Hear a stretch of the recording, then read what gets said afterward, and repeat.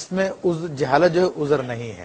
اچھا، کچھ چیزیں تو بالکل ایسی ہیں کہ جو نصوص میں شامل ہیں، نصوص میں جو فیصلہ کن ہے قرآن کے حوالے سے، ہم جذبات میں کچھ حضرات جو ہیں وہ جذبات میں اس کا بھی انکار کر دیتے ہیں۔ جی جی، مثلا حدود کے قوانین کے خلاف احتجاج کرنے کھڑے ہو جاتے ہیں، نہیں مانتے، معاذ اللہ، استغفر اللہ۔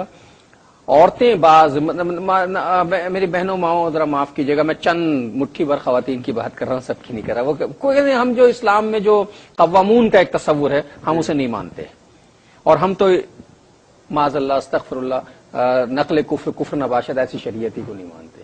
ایسی صورت میں کیا صورتحال ہوگی؟ دیکھیں یہ بات تو بہت واضح ہے، کیونکہ یہ اتنی موٹی بات ہے، ایک اسلامی نظام ہے، سسٹم ہے، اس میں اللہ تبارک و تعالیٰ نے قرآن میں بھی اور نبی کریم صلی اللہ علیہ وسلم کی حدیث میں بھی حدود کا حکم دیا ہے۔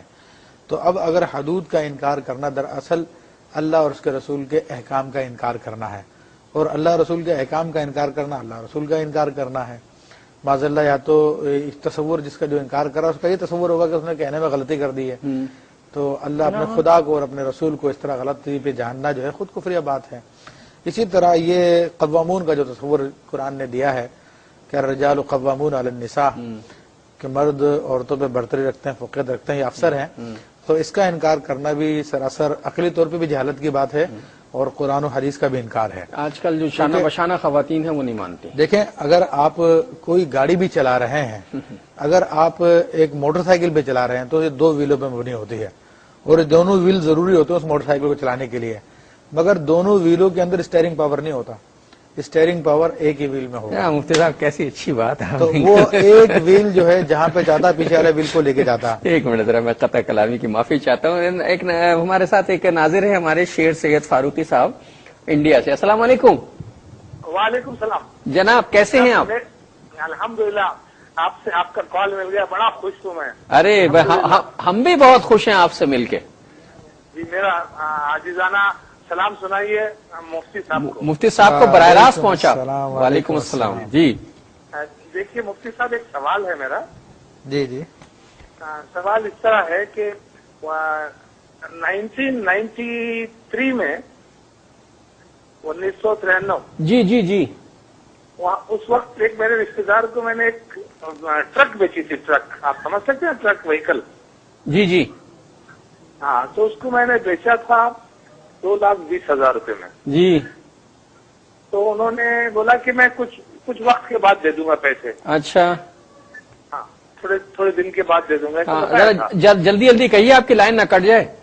ہاں جی، انہوں نے مطلب وقت لیا تھا، اس کے بعد میں آج مطلب یہ جو ہے ابھی 2010 چل رہا ہے، اس بیچ میں مجھے 70,000 دیے تھے انہوں نے۔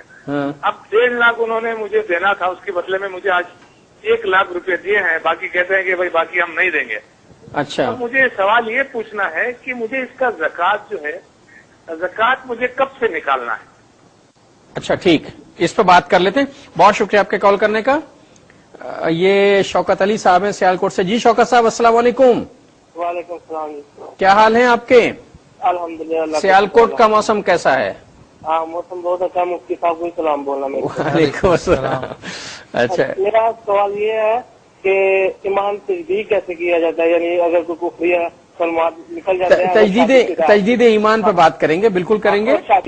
اچھا، میں بالکل تجدید۔ یہ سوال یہ ہے کہ اگر آدمی نے نفلی نماز کہیں ناپاکی کی حالت میں پڑھ لی ہے، جہاں کوئی ناپاکی کی حالت میں الحمدللہ اللہ اکبر ایسے منہ سے نکل جاتا ہے، یا صلی اللہ علیہ وسلم نکل جاتا ہے، تو ایسی باتوں میں کیا حل ہوگا؟ اچھا، یعنی ناپاکی کی حالت میں کوئی۔ ٹھیک ہے، بات کرتے ہیں۔ بہت شکریہ آپ کے کال کرنے کا۔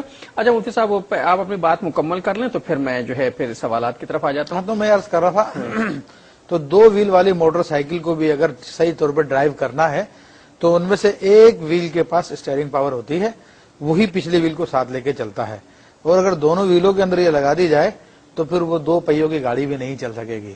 اسی طرح آپ بڑے وہیکل کو لے لیجئے، اس میں بھی جو ہے ایک ہی ہوتا ہے، اگلا اسٹیئرنگ ہوتا ہے، وہی جو ہے اسٹیئرنگ پاور اس میں ہوتی ہے تو گاڑی چلتی ہے۔ تو یہ زندگی کی گاڑی ہے انسان کی، تو ان کے اندر بھی اگر دونوں ہی کے پاس اسٹیئرنگ پاور ہو تو ایک ادھر کھینچے گا ایک ادھر کھینچے گا۔